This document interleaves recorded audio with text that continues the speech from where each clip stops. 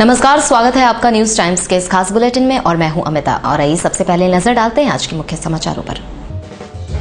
साक्षी Kalimati road के किनारे से हटा अतिक्रमण। सौतेली मां के हाथों जलाई गई बच्ची की एमजीएम अस्पताल में संदेहास्पद मौत।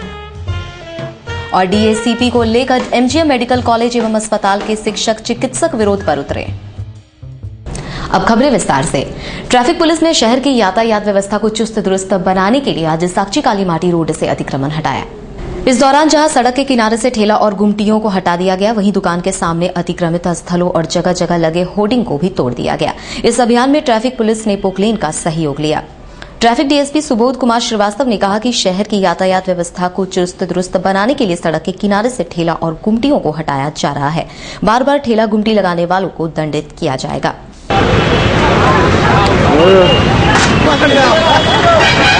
ठीक है, देखते हैं पूछ के क्या बोलते हैं।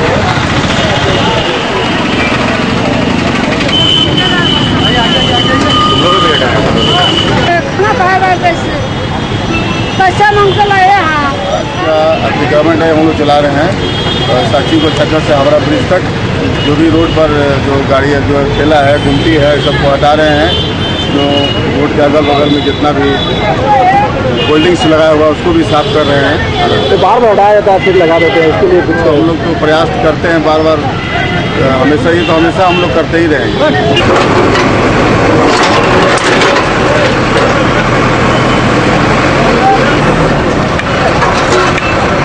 वहीं एनएसयूआई ने तपती धूप में शहर की यातायात व्यवस्था को चुस्त दुरुस्त बनाने के लिए कर्तव्य का निर्वाह करने वाले यातायात पुलिस कर्मियों को गुलाब का फूल भेंट कर उनका स्वागत किया। एनएसयूआई के पूर्व जिला अध्यक्ष परविंदर सिंह भाटिया ने कहा कि कांग्रेस के छात्र संगठन का यह कार्यक्रम आज पूरे देश में चल रहा है।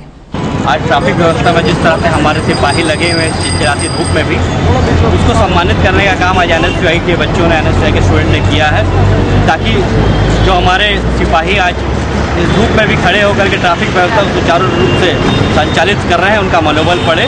जिनको लेकर के एनएसयूआई देश भर में एक कार्यक्रम चला रही है और हमारे सिपाहियों का मनोबल बढ़ाने के लिए आज हमारे एनएसयूआई के लोग यहाँ इकट्ठा हुए हैं। पिछले दिनों परसूडी सरजामदा निवासी मंजू गोप नामक सौतेली मां द्वारा जलाई गई 3 वर्षीय बच्ची की बीती रात एमजीएम अस्पताल में संदेहास्पद मौत हो गई।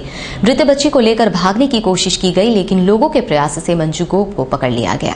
इस दौरान अस्पताल परिसर में काफी भीड़ लग गई थी। पुलिस ने महिला से हकीकत उगलवाने की काफी कोशिश की, लेकिन वह रोती चिल्लाती रही।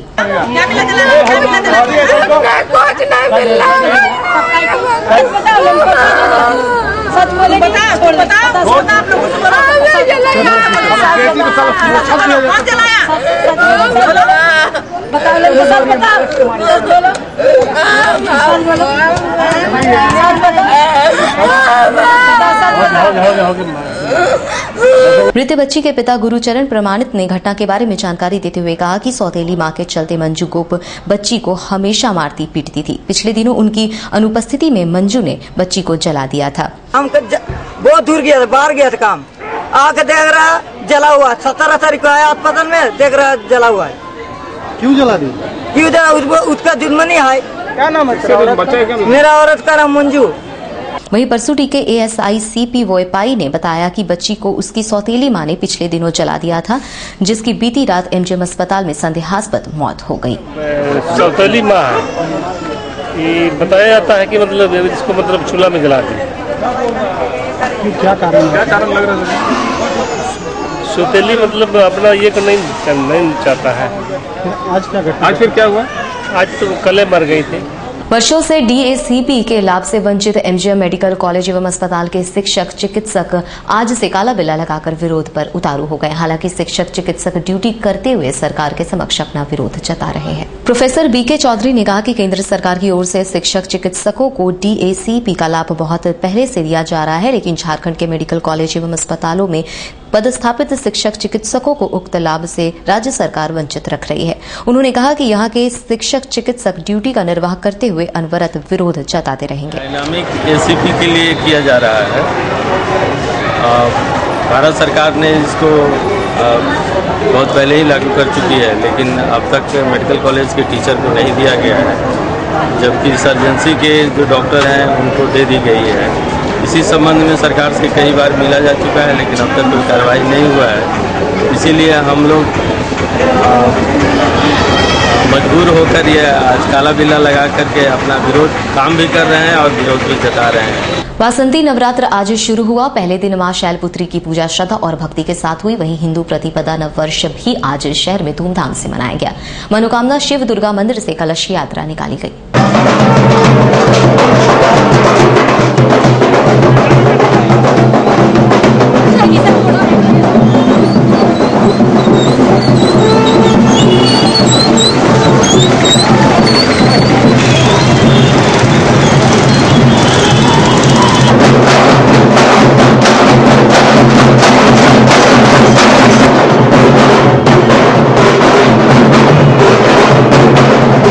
सुनारी स्थित श्री श्री मां संवलेश्वरी शिव मंदिर में वासंती नवरात्र में पूजा पाठ किया जा रहा है। कमोवेश ऐसा आयोजन सभी मंदिरों में चल रहा है। मंदिर के पुजारी ने कहा कि संवलेश्वरी मंदिर में आज माता शैलपुत्री की पूजा मंत्रोच्चार के बीच हो रही है। पूरे नवरात्र भर इस तरह के कार्यक्रम चलेंगे।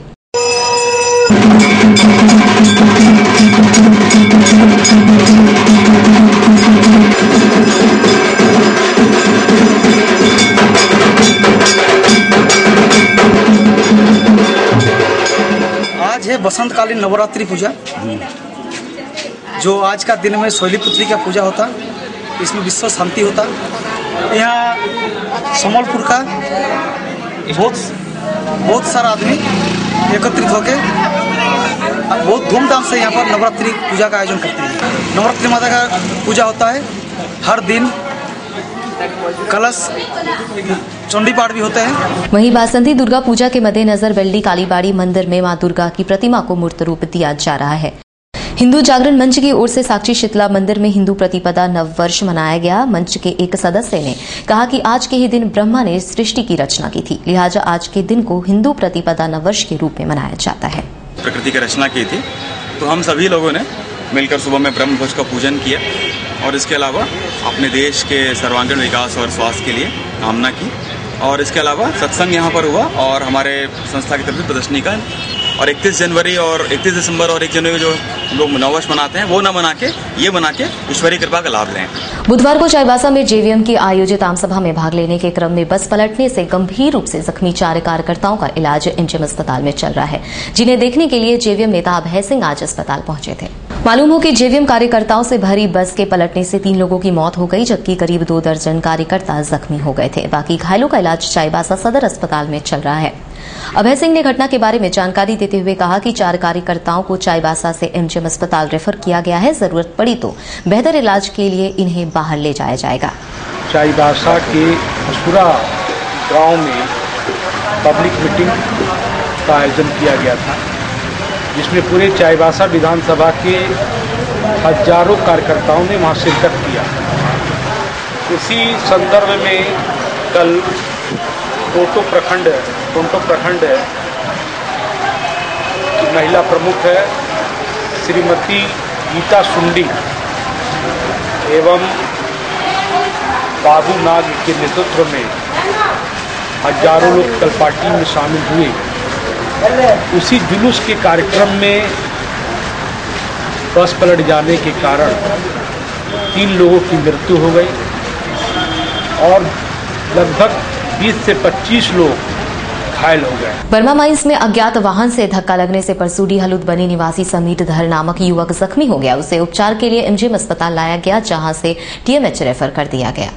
प्रभात डे ने घटना के बारे में जानकारी देते हुए कहा कि किसी अज्ञात वाहन की चपेट में आने से समीर धर जख्मी हो गया। धक्का मारने के बाद चालक वाहन लेकर फरार हो गया। बर्मा में से आ रहा, टेल्को से आ रहा था, जा रहा था, वहीं एक्सीडेंट हो गया। ब्रेक के बाद खबरों में एक बार फिर से आपका स्वागत है। मुखिया संघ के लोगों ने आज डीसी से मुलाकात कर अन्नपूर्णा योजना के लाभुकों को चावल या फिर पेंशन का लाभ देने की मांग की है। कुछ मुखियों ने कहा कि ग्रामीणों को पंचायत प्रतिनिधियों से काफी उम्मीदें हैं, लेकिन गांव में अति गरीब तबके के लोगों को न तो अन्नपूर्णा योजना के तहत चावल दिया जा रहा है और न ही इसके बदले में राशि दी जा रही है, जिसका कोप भाजन पंचायत प्रतिनिधियों को होना पड़ता है। अभी तक चावल नहीं मिल पा रहा है और जो भी पेंशन स्वीकृत हो चुकी है उसको अभी तक भुगतान नहीं किया जा रहा है। इसके संबंध में हम लोग बीडीओ साहब को भी ज्ञापन दिए थे, फिर भी अभी तक कोई कार्रवाई नहीं हुई है। आज ज्ञापन के माध्यम से डीसी महोदय से मांग करते हैं कि 10 दिन के अंदर इस संबंध में उचित कार्रवाई किया जाए, अन्यथा सारे जनप्रतिनिधि सड़क पर उतर आएंगे, उनके विरोध करेंगे। समाजवादी युवजन सभा ने मानगो को नगर पालिका घोषित करने की मांग को लेकर आज डीसी कार्यालय पर प्रदर्शन किया। युवजन सभा के प्रदेश अध्यक्ष विनय सिंह ने कहा कि मानगो की आबादी को देखते हुए जनहित में उसे अविलंब नगर पालिका बनाने की प्रक्रिया शुरू करनी चाहिए। नगर पालिका बनाने के लिए पूर्व में भी जो सरकारें थी और वर्तमान में भी जो हमारे महामहिम राज्यपाल डॉक्टर सैयद अहमद जी हैं, मैं लगातार पत्र के माध्यम से ये मांग कर रहा हूँ कि मानगो को नगर पालिका बनाया जाए। लेकिन पिछला 22 तारीख को मैंने जो पत्र दिया था उस पर भी मेरा पत्र का कोई जवाब नहीं आया। मैं बाध्य होकर आज विरोध प्रदर्शन और विरोध पत्र में सौंपने आया हूँ।